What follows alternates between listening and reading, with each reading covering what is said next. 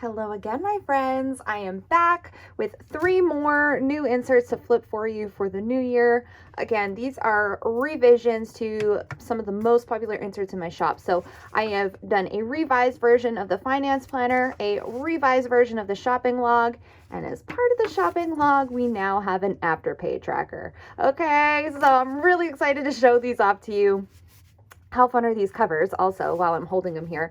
I want to get right into it. Let's not waste any time. Let's start with the finance planner. Guys, just a heads up, these are hitting the shop on 1/1/20. So that is the first of the year. These will all be in the shop and you can grab them to get your planner off on the right start for the new year. So here is the finance planner cover. Really pretty. I love this kind of graphic-y but also organic-y feeling cover. I do also have the old finance planner to show you, so we can kind of do a little compare and contrast if I can find it off camera here. So the old one was pretty basic. I did add quite a few pages to this planner. Here's the old one right here. To start, when you open it, I thought this was really important because it's something that my husband uses. My husband does all of our financial stuff, I'm going to be honest.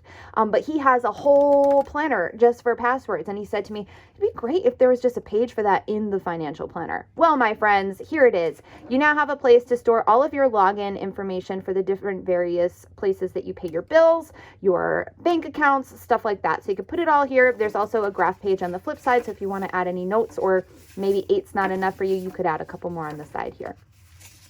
Flip that page and we get into the monthly bills. Now the old financial planner, you had this like fun cover page, but that's not really functional. So that's been swapped out for the password page, and then it went right into monthly bills. So this is kind of the same idea, but it has been doodleified, so it's way cuter to look at, and you do get all 12 months. So what I like to do here is I write the name of the bill, the amount that it is, and then I check it off once it's been paid. Sometimes I'll highlight it depending on how I'm feeling. And that is the monthly bill section. Immediately following that is the monthly budgeting pages. Now this is very similar to what used to exist. However, I have tweaked the wording just ever so slightly and given you a lot more lines on each section. So it now says monthly budget, month of, starting balance. You have a section for your income. You have a section for reoccurring expenses. You will notice that is different than what is in the old one. The old one, I called it fixed expenses. I think recurring expenses is more accurate of what you should be tracking here. Recurring ones are the ones that you can count on. They happen every single month. They might not be the same amount, but you can count on them. Your gas bill, your car payment, all those things. So you put those here, put them here, get your totals, and then there's the other expenses section. Now, you might be looking at this and going, I have way more expenses than that, Bess. And I realize this is probably not enough expense room for many people. So there is actually now extra expense pages in the back here. You get 4 of them. So the way I would use this is I would do 1 for each quarter. So all of January through March's additional expenses would get logged here. And you can always just reference, continued on page, blah, blah, blah. That way that you've got additional expenses that didn't make it onto this tracker, and you can include them in your total. Because what happens is you total all these things and then you can do some simple math. So I have retweaked this. I have added some more, oh, you know what? I have to fix that. It's not fixed expenses. That's recurring expenses. I will fix that before this gets listed. But here's your summary section. So you start with your starting balance, plus income, minus recurring expenses, minus total other expenses, and that is your balance for the month. And then you can take that balance and put it as your starting balance for the next month. So you get 12 of these monthly budgeting pages, plus, like I said, you get the 4 pages for additional expenses. So you have plenty of room in this planner for tracking your expenses.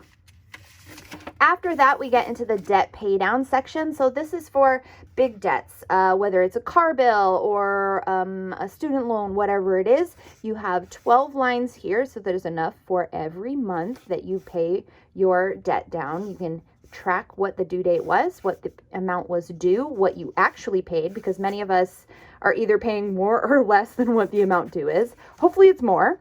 And then you can track your balance and you can kind of watch it go down. So there are 4 of those in the debt pay down section. Again, each one has 12 lines for the 12 months of the year. And then these are my favorite. So I wanted to do something really fun because saving money is not fun. It's just not. It's really not. Spending the money that you've saved is real fun, but saving it itself is not very fun. So I thought I would make it more fun by creating these little wreaths. So each wreath, you can see here, has 20 total leaves. So all you need to do, if you're doing a savings goal, let's say you're saving for a vacation. So you would write vacation here and the total amount, let's say it was $5,000 and what your deadline is. Then you would take the $5,000 total, split it into 20. Then each flower or leaf becomes, what is 5,000 divided by 20? I have no idea, but that would be the amount. And so every time you save that much, you color in a leaf. And then by the time you've colored in all your leaves, you've got enough for your vacation. So there are 4 of those on the savings tracking page, which gives you enough for 1 savings goal per quarter. That may be more than you need, but it is really fun. And if you need less than that, you can just choose which one is the prettiest to you. Speaking of pretty things, again, I wanted to make saving money and not spending money more fun than it really isn't. So here is the no spend tracker, and what it says here is grow your savings by not spending. Track your progress with a 31-day no spend tracker. So each leaf and petal has been numbered for you so that you can color this in with every day that goes by that you don't spend money. And let me tell you, it is really motivating when you want to color this in and you go, oh man, day 12 on my no spend is a full flower head. Am I not going to spend just so that I can color this in? Yes, you bet your bottom dollar I would do that. So there are 4 gardens that you can grow on the no spend tracking. So I didn't want to give you more than that. I would imagine most people are not no spending for 12 months in a year. So it's just the 4, one time a quarter. I think you could do that. I think everyone has it in them to do 1 no spend per quarter. And that's the last page of the insert. So it got a little bit more fun in the back. It's very business in the front, party in the back. It's kind of like a mullet, I guess, in that way. And I think it's just a really great way to get your savings goals on track. So that is the new finance planner. And if you wanted to see what the old savings tracker looked like, kind of boring. I mean, it's cute. It is. And this is supposed to be like a vision board page, but nobody ever used that and everyone thought it was a mistake. And then the no spend was just kind of simple. So it's a little bit more fun this time around. I think it'll be more useful to many people. So this is the old finance tracker. Here is the new. All right, now let's get into the shopping log and Afterpay log. So the shopping log, it used to be such a simple insert. Literally all it was a place for discount codes and tracking purchases. That was it. It is so much better than that now. And I don't have one printed out to show you the old one, so you're just going to have to imagine it with me. But the opening page now says online shopping because it's frowned upon to be in a store with no bra, sweatpants, and a glass of wine. Following that, you get a place for writing down your discount codes for different shops. So you can put the shop name, what the code is, and the percentage off. And there are multiple pages of this. So if you have lots of discount codes that you're tracking through the year or the years, depending on how long you keep this insert, there's plenty of room for that. Followed by that, there is the actual shopping log. So there's a space to write the shop name, what items you bought, the amount, and then let me zoom in here. You can check once it's been shipped, once you've received it, as well as once you've posted your haul on Instagram, because we all know that's part of the game, right? Below that, there is a space to write in the estimated ship date because I like tracking when a shop says they're saying they're going to ship things versus when they actually ship it. So, you can kind of track it that way. And there are a ton of these pages, like so many shopping log pages, so many. Okay, most of the book is shopping log pages because that is, after all, what this planner is. After that, though, you do get into the Afterpay log section. So if you are a fan of Afterpay, it's basically like layaway, but I think you get your product up front and it's just 4 quarterly installments that they automatically pull from your account. So I've never done Afterpay. I'm not sure. Don't quote me on that. But this was requested by a couple different people. So I made it part of this planner.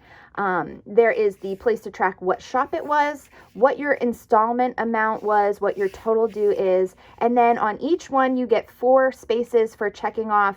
You can write the date that it's going to be taken from your account, and then you can check it off once it's been taken. So I guess Afterpay is always split into 4 payments. So that's why I did the 4. And you get a bunch of these pages as well. 6 pages, I think. Yeah, 3 full spreads of Afterpay pages. So plenty of room, honestly. But if that's not enough room for you, I do now have a full insert of it as well. Okay, there's a full insert of Afterpay. If the 6 pages aren't enough for you, you can always grab this one. After that, there is the do not buy list, because listen, we've all been burnt by shops before, but it's hard to keep track in the planner community. There are so many planner shops, they come and go, like it's just so fast sometimes. So here is the do not buy list, and all I did was I put a space for the shop, the website, and the reason why you are no longer going to buy from them. You get 4 of these pages. I don't think you're going to need more than that. But it is just kind of a nice way to keep track of, like, oh, this person doesn't ship on time, or, this person, their paper quality isn't what I prefer. There's plenty of reasons to not buy. It doesn't always have to be nefarious. But, there's plenty of that too in the planner community. So choose to use these however you want, or don't use them at all. After that, because with the bad, you got to have the good, there is also a place for favorite shops. So these are your favorite shops, what their website is, and your promo code of choice. I liked having the promo code here. I know there is a section just for promo codes. However, I thought, for your favorite shops, you know what your promo codes are. So it's good to have it in that section as well. And again, you get the 2 spreads of that.